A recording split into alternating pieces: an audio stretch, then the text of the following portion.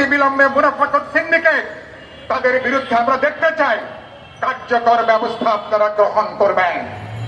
আমরা একই সাথে বলতে চাই, আইন শৃঙ্খলার এখনো পর্যন্ত আমরা দেখছি মানুষের জানমালের এখনো নিরাপত্তা নিশ্চিত হয় নাই। ঢাকা শহর চলছে না, সন্ধ্যার পরে চুরি ছিনতাই হাইজ্যাক বৃদ্ধি পেয়েছে। আমার মা বোনরা নারীরা সন্ধ্যার পরে বের হতে তারা এখন শঙ্কিত থাকেন, তারা ভয়ে থাকেন। ঢাকা শহর গত কমাসে আমরা দেখছি ঠিক মতন চলছে না। সরকারকে বলতে চাই, আপনারা কি সরকার চালাচ্ছেন নাকি অন্য কেউ সরকার চালাচ্ছে? যদি আপনারা সরকার চালান, বাজার নিয়ন্ত্রণ করবেন, জানমালের নিরাপত্তা নিশ্চিত করবেন, মানুষের বাঁচার ব্যবস্থা করবেন।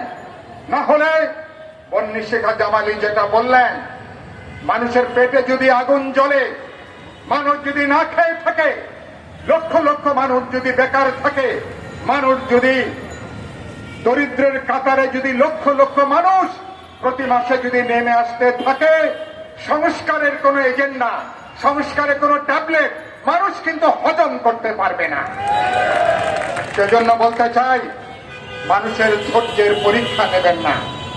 আমরা এখনো পর্যন্ত সরকারকে আমরা সমর্থন করছি। শেখ হাসিনা মানুষের অনেক ধৈর্যের পরীক্ষা নিয়েছে।